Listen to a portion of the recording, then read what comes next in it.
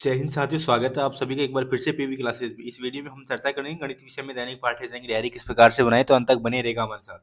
दोस्तों, हमने पिछले वीडियो में चर्चा कर चुके हैं, लगभग 19 गणित के लेसन प्लान हम बना चुके हैं। अगर आपको नहीं मिले तो आप लिस्ट में जाके देखिए math daily lesson plan diary, तो उस प्ले लिस्ट में आपको सारे लेसन प्लान मिल जाएंगे। तो एक डेली लेसन प्लान डायरी में आपको लगभग 20 लेसन प्लान बनाने होते हैं, तो सभी हमारी कंप्लीट हो चुके हैं 20 लेसन प्लान। आप प्ले लिस्ट में जाकर देखिए, प्ले लिस्ट में आपको सारे वीडियो मिल जाएंगे। और आप हमारे टेलीग्राम चैनल से भी ज्वाइन हो सकते हो, जिसकी लिंक आपको डिस्क्रिप्शन में मिल जाएगी। और बाकी किसी भी डायरी में आपको प्रॉब्लम आ रही है तो आप हमारे प्लेलिस्ट में जाकर देख सकते हो। सभी डायरियों की सभी मतलब जो भी डायरी है सभी की अलग अलग प्लेलिस्ट बनी हुई है, तो आप पे जाके आप आसानी से समझ सकते हो। सबसे पहले दैनिक पाठ योजना, दिनांक, विषय, कालांश, कक्षा, प्रकरण, समयावधि। विद्यालय का नाम लिखना है जो विद्यालय इंटर्नशिप में मिला है। विषय है गणित, प्रकरण है त्रिभुज की सर्वांग समता। उद्देश्य अपेक्षित व्यवहारगत परिवर्तन। ज्ञानात्मक, छात्र त्रिभुज की सर्वांग क्षमता का प्रत्यास्मरण कर सकेंगे। छात्र त्रिभुज की सर्वांग क्षमता का प्रत्याविज्ञान कर सकेंगे। अवबोध, छात्र त्रिभुज की सर्वांग क्षमता का वर्गीकरण कर सकेंगे। छात्र त्रिभुज की सर्वांग क्षमता को हल कर अंतर पहचान कर सकेंगे। ज्ञानोपयोग, छात्र त्रिभुज की सर्वांग क्षमता का चित्र संबंधित ज्ञान का उच्च अध्ययन कर सकेंगे। छात्र त्रिभुज की सर्वांग क्षमता का चित्र पहचान कर उनका विश्लेषण कर सकेंगे। कौशल, छात्र त्रिभुज की सर्वांग क्षमता के चित्र का अध्ययन में दक्षता हासिल कर सकेंगे।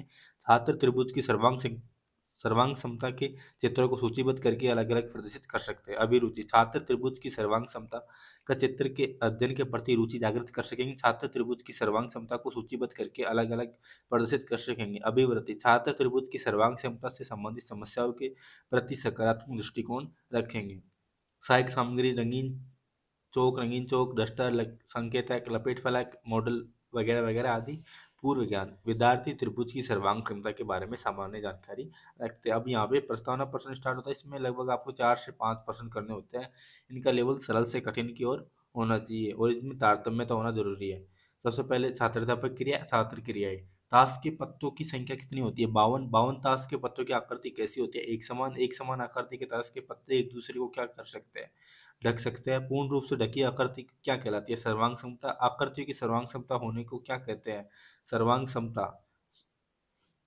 सर्वांग समता के बारे में आप क्या जानते हैं? समस्यात्मक प्रश्न। यहाँ पे पूर्ण रूप से ढकी आकृति क्या कहलाती है? वो होगी सर्वांग सम। इसके बाद उद्देश्य कथन। विद्यार्थियों, आज हम त्रिभुज की सर्वांग क्षमता के बारे में विस्तार से अध्ययन करेंगे। अब यहाँ से प्रस्तुतिकरण स्टार्ट हो जाता है। इसमें 5 कॉलम बनाने होते हैं। पहला शिक्षण बिंदु, छात्राध्यापक क्रियाएं, छात्र क्रियाएं, श्यामपट सारांश, शिक्षण विधि। ये 5 कॉलम होते हैं। पहला शिक्षण बिंदु है सर्वांग क्षमता, भुजा भुजा भुजा। विकासात्मक प्रश्न करने होंगे इसके लिए हमें। तो पहला विकासात्मक प्रश्न है, तीन समान भुजाओं वाली बंद आकृति को क्या कहते हैं? समबाहु त्रिभुज। यदि दो समबाहु त्रिभुज की भुजाएं आपस में समान हो तो आकृति कैसी होती है? सर्वांग सम। एस सर्वांग समता के बारे में आप क्या जानते हैं? तो ये हो जाएगा निरुत्तर। इसके बाद छात्राध्यापक कथन। यदि दो त्रिभुज के बराबर यदि दो त्रिभुज बराबर हो तो उन्हें सर्वांग सम त्रिभुज कहते हैं। इस प्रमेय को भुजा भुजा नियम या एस नियम कहते हैं। दो त्रिभुज एबीसी तथा पीक्यूआर में यदि त्रिभुज की तीनों संगत भुजाओं के समान भुजाएं समान हो, अर्थात ए बी बराबर पी क्यू, बी सी बराबर क्यू आर व सी ए बराबर आर पी हो, तो त्रिभुज एबीसी सर्वांग सम होगा त्रिभुज पी क्यू आर। अब इस तरह से आपको ये चित्र बनाकर समझाना है।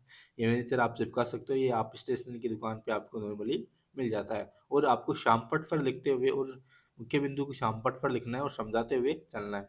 विधि हो जाएगी ये। व्याख्या करेंगे तब व्याख्यान विधि और प्रश्न करेंगे तब प्रश्नोत्तर विधि। बोध प्रश्न। त्रिभुज एबीसी सर्वांगसम त्रिभुज पी क्यू आर क्या है? ये सर्वांगसम है। प्रश्नोत्तर विधि हो जाएगी। इसके बाद दूसरा शिक्षण बिंदु है ए एस ए, यानी कि कोण भुजा कोण, ये वाला सर्वांग क्षमता। विकासात्मक प्रश्न। 180 डिग्री के अंतः कोण योग को क्या कहते हैं? त्रिभुज। त्रिभुज में कितनी भुजा व कोण होते हैं? 3 भुजा व 3 कोण। ए एस ए सर्वांग क्षमता से आप क्या समझते हैं, क्या जानते हैं? निरुत्तर। छात्राध्यापक कथन। आप दो त्रिभुज में से एक त्रिभुज की दो कोण दो कोण एक दूसरे त्रिभुज के दोनों कोणों के अलग अलग या बराबर हो और पहले त्रिभुज की कोई भुजा दूसरे त्रिभुज की संगत भुजा के बराबर हो तो दो त्रिभुज सर्वांगसम होंगे। इस प्रमेय को ए एस ए प्रमेय कहते हैं। अर्थात कोण ए बराबर कोण बी बराबर कोण क्यू और बी सी बराबर क्यू आर हो तो त्रिभुज ए बी सी सर्वांगसम है त्रिभुज पी क्यू आर के। विद्यार्थी ध्यानपूर्वक सुनकर तथ्य को समझेंगे। विधि हो जाएगी व्याख्यान विधि, और आपको मुख्य बिंदु को श्याम पट पर लिखते हुए समझाते हुए चलना है। इसके बाद दो बोध प्रश्न करने हैं। त्रिभुज एबीसी सर्वांग सम, त्रिभुज पी क्यू आर कोण भुजा कोण नियम से क्या होंगी? सर्वांग सम, सर्वांग समता के इस प्रमेय को किस नियम से जानते हैं? ए एस से। इसके बाद तीसरा शिक्षण बिंदु है भुजा कोण भुजा, एस ए एस। विकासात्मक प्रश्न, एक प्रकार के नोके रखकर समान दूरी पर घुमाने से बनने वाली आकृति क्या कहलाती है? वृत्त। समान त्रिज्या वाले दो वृत्त कैसे होते हैं? सर्वांग सम। भुजा कोण भुजा सर्वांग समता के बारे में आप क्या जानते हैं? ये हो जाएगा निरुत्तर। इसके बाद छात्राध्यापक कथन करना, यदि दो त्रिभुज में से एक त्रिभुज की दोनों भुजाएं दूसरे त्रिभुज की दोनों संगत भुजाएं बराबर हो तथा इन भुजाओं के बीच के कोण भी आपस में बराबर हो तो दोनों त्रिभुज सर्वांग सम होंगे। इस प्रमेय को एस नियम कहते हैं। अर्थात ए बी बराबर पी क्यू, ए सी बराबर पी आर, कोण बी ए सी बराबर कोण क्यू पी आर। तो त्रिभुज एबीसी सर्वांगसम त्रिभुज पी क्यू आर। बहुत प्रश्न, त्रिभुज एबीसी सर्वांगसम त्रिभुज पी क्यू आर भुजा कोण भुजा से क्या होंगे? सर्वांगसम।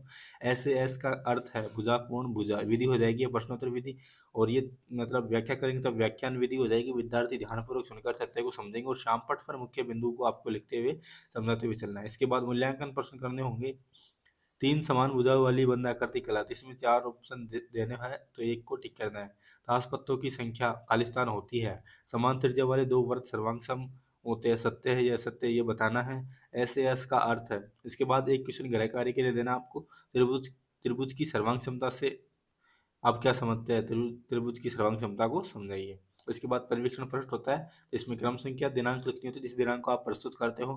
कक्षा लिखनी होती है जिस कक्षा में प्रस्तुत करते हो। विषय लिखनी होती है जिस विषय का टॉपिक है। प्रकरण जो भी है, जो भी तो आपका टॉपिक है, और यहाँ पे हस्ताक्षर हो जाते हैं आपके विषय अध्यापक के। इस तरह से एक डेली लेसल प्लान कंप्लीट होती है। तो इस तरह से हमारे 20 टोटल मैथ के कंप्लीट हो जाते हैं। आपको प्ले लिस्ट में सारे मिल जाएंगे और आप हमारे टेलीग्राम चैनल को ज्वाइन कर सकते हो, जिसकी लिंक आपको डिस्क्रिप्शन में मिल जाएगी। धन्यवाद। जय हिंद, जय भारत।